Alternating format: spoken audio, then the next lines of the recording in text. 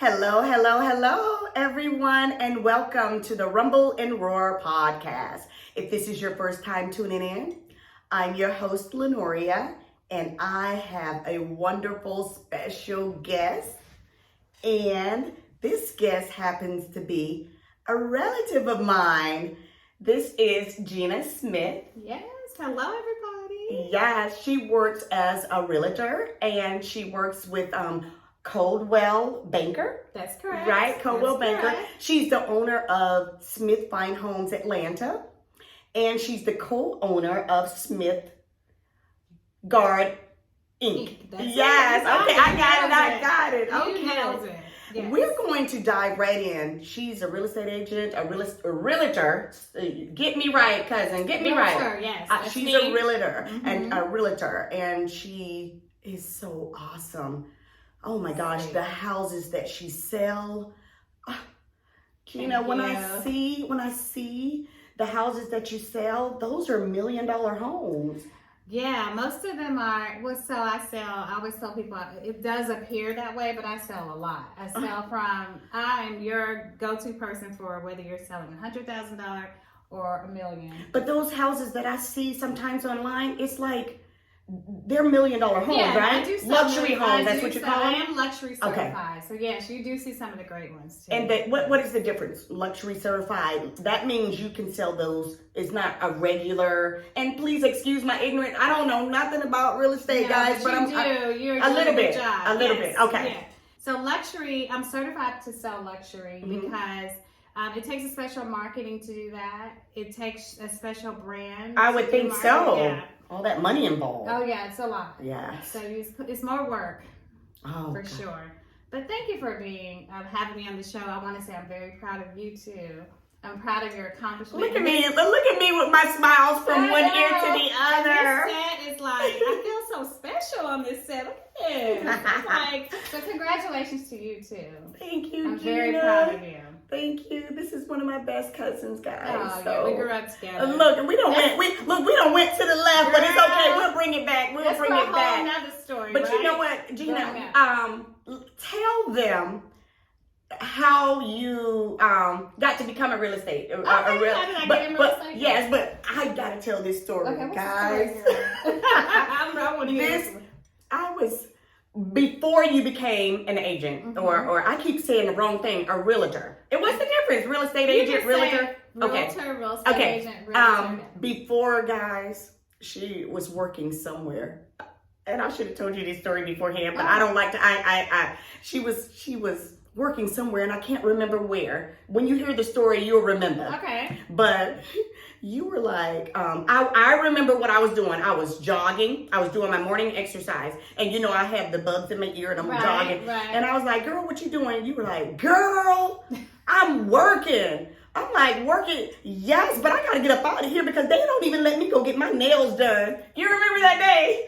And I said, well, Gina, yes. That's what jobs do. You're supposed to be there to work, not to be. Then that I was destined to do something. You were like, I gotta get up out of here. I gotta get up out of here. And after that, that's when I remember that you were doing, you were going into, real estate. Right. Or was it before then? It was. So no, I was working in real estate at the time. I was a paralegal. Oh. But so my mindset has always been, I worked so hard in this real estate business on the other end of the table, and I was destined to get out of it. So I took the test and passed on the first try, and I put in my 2-week notice, and I haven't looked back. But I started in real estate. A lot of people don't know this story. I started at 35 years ago, almost when Tamara was born. Oh, wow. My oldest. I was a property manager. I was a resident manager. I don't know if you remember that in Columbus. I do. So I'm a property manager for apartments, right? Or right. No? It was there were some owners that had like a whole portfolio of apartments in Columbus. I would say now that I look back, I was working for a slumlord. I don't think that was a name for it back then, but he was one of the biggest, and he's still in business because when I go home, I always pass his signs, and now his son is running it. But unfortunately, people are still renting from him. But he owned most of the rentals in Columbus, whether they were homes or apartments. They owned that. I'm not gonna say their name because it's a whole nother story. Right. But anyway, I started off in real estate at that time, and then I went into banking, and then I went to as a real estate paralegal. And you know what? Everything you just named, you said a paralegal, you said a property manager, right? And what else? Banking. All three of those have something to do with it. You were destined to do what you're doing. Exactly. And then I have REO experience. I worked on the side of foreclosures. I don't know if you remember that. I used to work for Ty Chrisley. I do remember that name. I remember that name. So he actually had REO, which is foreclosures. Mm-hmm. And then we worked for Fannie Mae and Freddie Mac. So. Do you feel that you were destined to do this? Because I think so. Look at the things that were lined up for you to be where you are today. Mm-hmm. And you're just not a little Rudy Poot, to me, a real estate agent, mm-hmm. A realtor. You are really good at what you do. Yeah, I feel that way. I feel that I'm very accomplished, but it took a minute. Of course. I had to build that up. Of course. People look at social media, and I take calls from agents all the time, mm-hmm. especially now. My phone is ringing off the hook because a lot of agents just recently got into the game. Yeah. And now the market has shifted. Mm-hmm. Now, mind you, if you've been in it for a while, you've seen this happen. Real estate is just like the stock market. It's a roller coaster. This week it'll be... Like daycare. Oh, it's daycare? Yes. Okay, because I think daycare is like that. Daycare. Yeah. Okay. Mm-hmm. So fast forward, I do take calls from agents now because they look at your social media and they see that, oh my God, you're doing this great stuff. But I have done the same thing since I started this business. I still build relationships. I market. It's the same thing that I've always done. So that keeps you front and forward, center in people's minds when they look for real estate. And most of my business, just about all of my business is referrals now. I don't have to go searching for it. That's what I like. Yes, that word of mouth is so valuable. It's better than anything to me. Exactly. Okay, this is $1 billion question. Okay, billion. I like billion, that. not million. Speaking of billion, did anybody win the billion? No. So I need to play it. I know, right? I think it's tomorrow. Okay. But $1 billion question. Okay. And this it should be asked of everyone that has anything actually in life because it's very important. Do you like what you do? I love what I do. I love what I do because I am giving something. I am contributing to somebody's life. I am coming from contribution. And what I love about what I do is if I can't help you, I won't do it. Wow. Like if I can't make it. And to see their faces, giving them that first starter home or the home of their dream. I can't even imagine, I know how I felt when I was buying my first home and then my second home. But how do you get your clients, do you get them prepared to buy the house? Because let me just tell you this story. Girl, you gonna holler. The first time we bought our house, it wasn't so bad, but the second one, which is the one that we're in now, and I've been in, it'll be going on 28 years. Wow. I was pregnant, and it probably had a lot to do with my hormones. Okay. And the reason I'm asking you, do you get your clients ready, or do you help them, or you prepare? Because I wish somebody had to help me know that, or just told me, look, be patient. Know that, your agent is a human being, even though I should have known that, which I did, but when you have hormones going on and you're 7 months pregnant, you're uncomfortable and you got a 10-pound baby in you, it's like, look, give me something and give it to me fast. But I remember she's the nicest, best woman ever. And she was patient, but then she lost her patience with me. Oh. Yes. Did she fire you or? No, I fired her. But no. Okay. Oh, wait a minute. I did not fire her. Okay. I did not. She fired me. Yes, she did. Okay. But she didn't fire my husband. This is how it went. She picked us up back in the day. She picked us up. Okay. I think now you guys just meet the person wherever. Yeah. Okay. Back in the day, 28 years ago, your real estate agent, they came to us and they picked us up. So she picked us up. She's driving us around. And I don't know, like I said, guys, it was my hormones because she showed us one house. And when I got out, I just looked at it and I kept my composure and I kept my words to myself. But then she showed another house. And if you've ever been pregnant, if you're a female, sometimes especially when you're at the end. It's like, please, no, I don't have no patience. Get to it, whatever. She pulled up at this house, Gina, and I sat right there. My husband's getting out. She's getting out. Of course, I'm sitting in the back seat. And I wouldn't even get out. Oh. I just looked at that place and I was like, why are we even pulling up here? What are we doing? And she turned around and she looked, excuse me, I don't want this. It don't even look right. Why are you even pulling up at this place? Do you ever get anything like that? Well, see, I've learned very early on that you have to know your client. You have to know, but you have to listen. Mm-hmm. So yes, to answer your first question, I do get them prepared. I set up expectations. Like, okay, everybody is not in the same box, so you have to know your client. Let them tell me what they like. Listen to it. Right. And then you send a few things, and if they say absolutely not, then you know, hey, this client is better for new construction. They can't go in and see a vision of a house that needs paint or carpet. Right. And the things we don't know a lot of stuff. Right. So yes, you definitely have to set expectations, get them prepared, and you have to ask questions and listen, because some agents think that this is what you want, but no, it's not my house. I'm not living in it, so I have to listen. And that's what I think people fall short. Because if you're, so you could be qualified for $500,000, but you may have that $1 million budget. It doesn't work like that. So we have to have expectations. This is what $1 million will get you. This is what $500,000. This is where you should be. Right. So you need to tell because me we all want $1 trillion home, but your course. pocket is saying $3. There you go. Okay, so stop you playing. Set expectations. So some things you're going to have to live with. You may not get a 4-car garage. You may just get a 2. Or you may not have that big backyard with pool, but you may have a flat lot that you can later build a pool. What do you think when you see those ones? When what do you think in your head? Because I'm thinking about myself. If I was a realtor and I knew that you came to me and you said I have $500,000, and every house you looked at or everything that you're talking about is $1 trillion, and at one point I think I would be like, look, what are you doing? This is what you can afford, and I know you want this, but you keep asking for stuff. Yeah. Pardon? You just set expectations. Okay. So they won't. I mean, I wouldn't even take them to see something that wasn't in their budget. Okay. Do you get any rude ones? You know, I don't. I have been able to mirror and match. That's something that I learned a long time ago in training. You have to show up like people show up. I can't show up like, you know, a crazy, off the chain, bat out of hell when my clients are calm. Okay. People want to be comfortable. They don't want to, you know, I can't be all over the place and they're just sitting there like, what is she doing? Or someone may show up with a ton of ball of energy and I can't come looking like, okay, or sounding as though I'm just boring. And you have to meet people where they are, and it's called mirror match. So you just match the personality, and I seem to be doing well with that. I mean, look at my husband. We're totally opposite, but we work well together because I know how to mirror and match. We are too. Okay.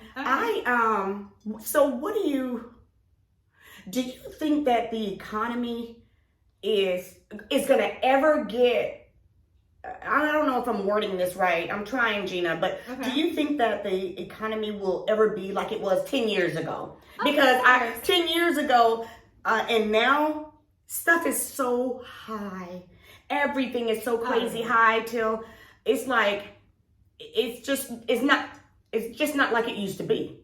So everything else, as far as real estate? As far as real estate. Mm-hmm. When I think about Atlanta, is we're a different beast. And I've seen so many studies and so many things in the media, and there has been fact checks that we hold real estate value here very well in Atlanta.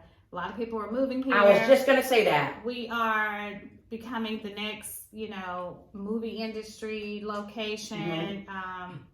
And we're in the middle of the world. So we're, south.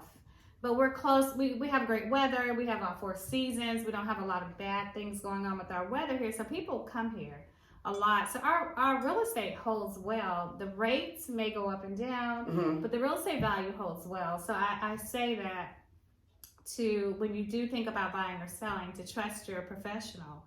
You know, ask your professional agent, because that's what we do. Just like you go to the doctor, you depend on them. That's right. So a lot of people come to us thinking they know the market. They watch this and they see Zillow and all that stuff, so they think they know it. But you really have to trust us. We're trained to do this. Right. study the market, we study value. And that's why I asked you, did you have any of them that just give you a hard time? Because some people are those type A's where they're leaders and they don't want to listen and they don't want to learn and they think they know it. If you know it that well, go find your own house. Sure, and I do have agents. I do have clients that are, they are financial. They own their own companies, and they are very number driven. And those are the hardest ones. So my job is easy. The lender, if they're doing a loan, that's where they usually fall short and they have to fight those numbers. But I always stay in my lane. I'm the realtor, so I can help you. Here are the facts.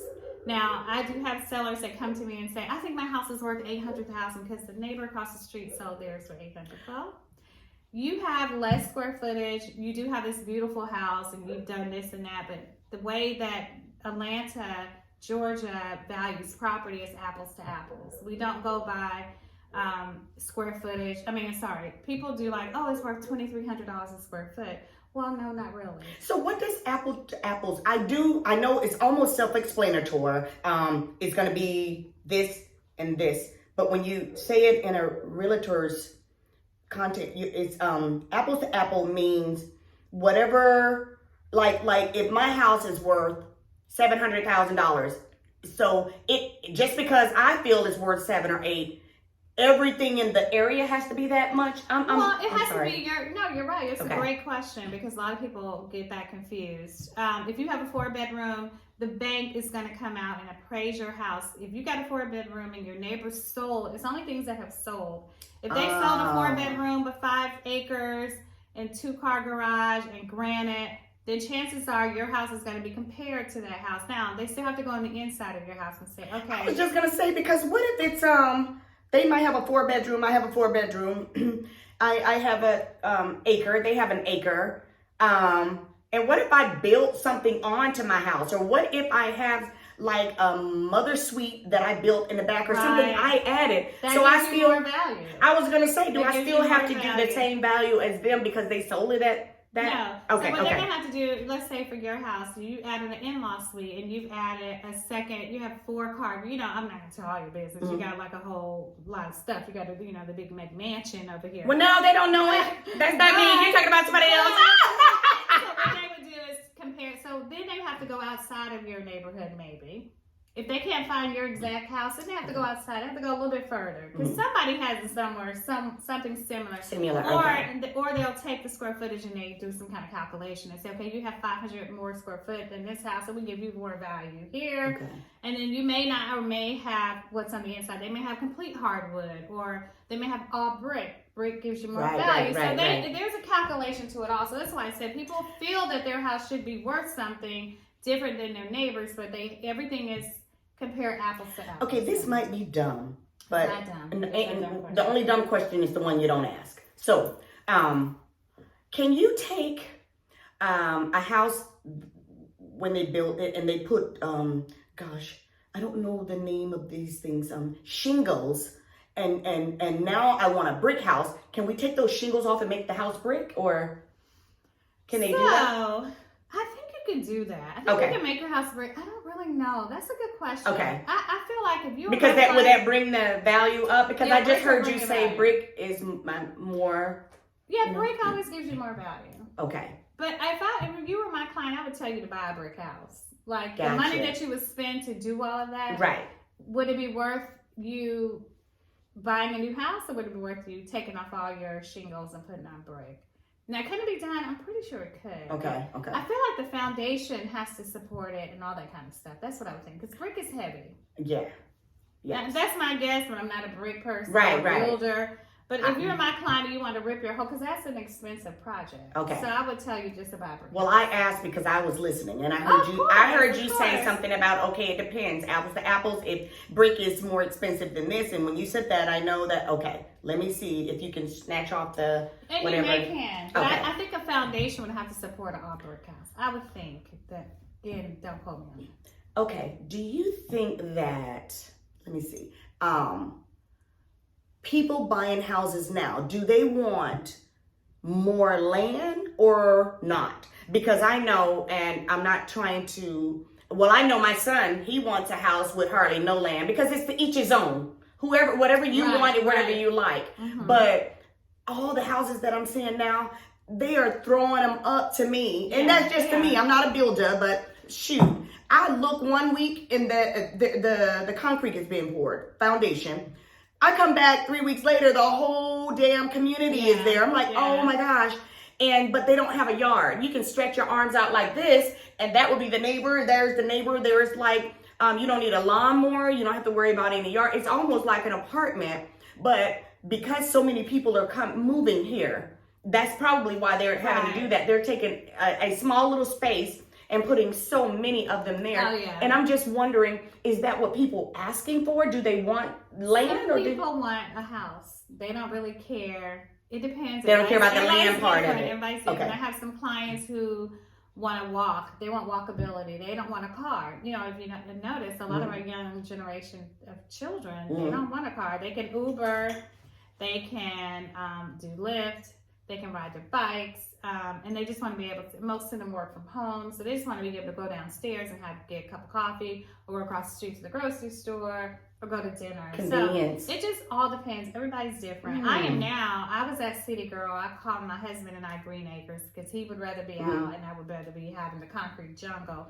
But we have now left our digs in town and we're now rural. And I love it. So we're able to have a little more privacy and stuff like that. So everybody's different.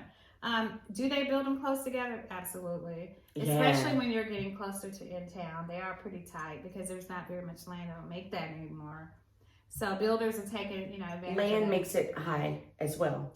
The property value. Yes, if you get more land, it makes it. Yeah, absolutely. What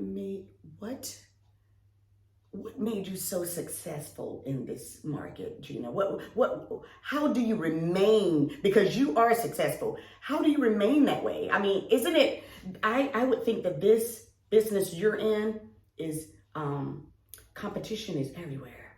Oh, yeah. I see I have two parents who are real estate agents, and as a matter of fact, one of my parents told me that the people in Stone Mountain, and if you live in Stone Mountain, Georgia, and I'm not sure if this is accurate, I'm telling you what was told to me by a real estate agent, realtor, but I'm watching and it seems like it's coming true.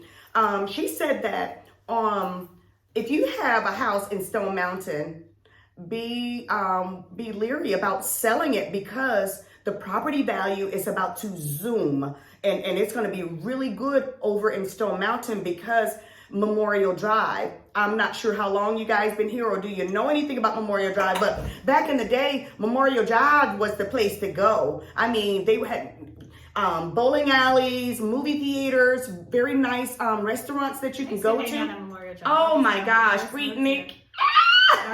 Everything Memorial Drive was the truth, but it has gone down. However, she said don't sell because I don't know where she got the information, but she said it's coming back up. They're building stuff and the property value is going to go up because a lot of people are going to want to live near Memorial Drive. So with that said, I know when she told me that, it seems like I'm noticing little things that are popping up.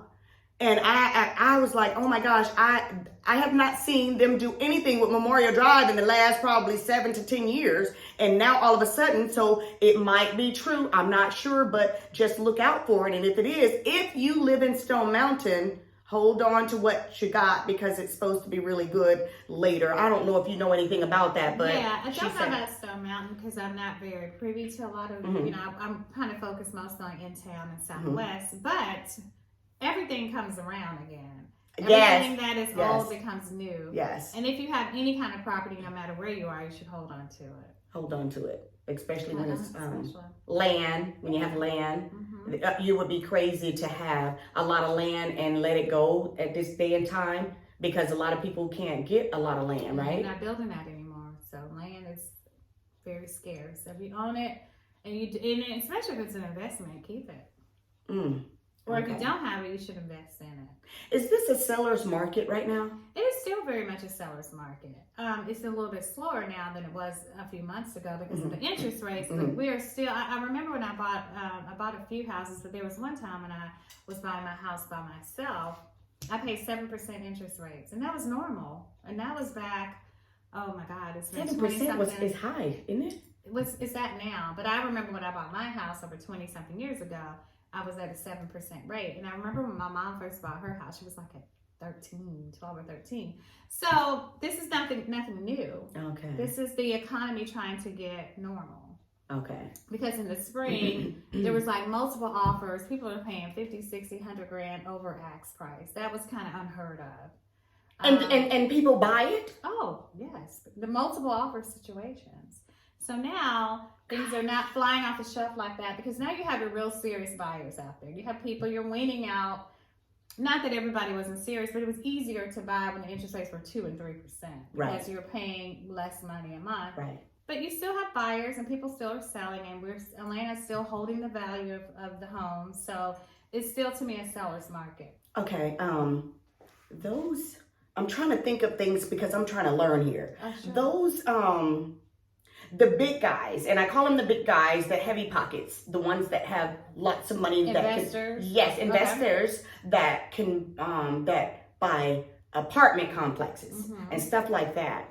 And then they're making it hard for people to buy houses. This is what I heard. I'm not sure. Right. For people to buy houses because they're buying a whole bunch of houses, you know, and the little man can't get a chance because they're out bidding or out, you know, and they're buying them all up. And then when they flip them, right? Mm-hmm. I don't know what I'm talking about, but that's, I'm trying. Exactly, yeah. Yeah, and it's terrible that there's people with all that money make it really hard for a normal person with a, you know, right? Exactly, and that was like that a couple months ago in the spring. But I don't see investors out there, because right now it's risky because you know investors buy low, they buy low and then they sell high. Yeah. So money is not that cheap now. Before it was so cheap to go out and have a whole portfolio of investments, and you're able to buy them low. Well, you can't buy them low now because first of all you got to pay more in rates for loans. Okay. And sellers aren't giving them away. Okay. So it's a seller's market. It's still a seller's market. You still hold on to your property. It may take a little bit longer, but you're going to get it sold, and you're going to get what you asked for it. And a lot of my sellers are still making 6 figures off of their property, which is great. Wow. Mm-hmm. That's really so good. Mm-hmm. Oh, Gina, thank you so You're much welcome. for coming Thank you to for having me. Girl, I enjoyed this and I've learned a lot. Yes. And I hope that you guys have learned a lot as well. Where can they find you, Gina? So you can find me on anywhere, really. I'm just kidding. I know. No, she's not. She's not kidding. You can. I'm on all the social media platforms under Smith Fine Homes Atlanta, Fine Homes. Atlanta spelled out. And you can reach me at 404-457-8525. And if you need any real estate, yes, call her. Yes, she's really, really good. I appreciate that. Yes, you're so welcome. Great. Yes. So, so you can't do this on everybody's show. We're related, so we are. So, as always, look, my co-hosts usually say, I would say, feel the rumble and the roar. Listen to the roar. Okay. Thank you, guys. Bye. This is great. Please subscribe and give us a thumbs up and share. Yes.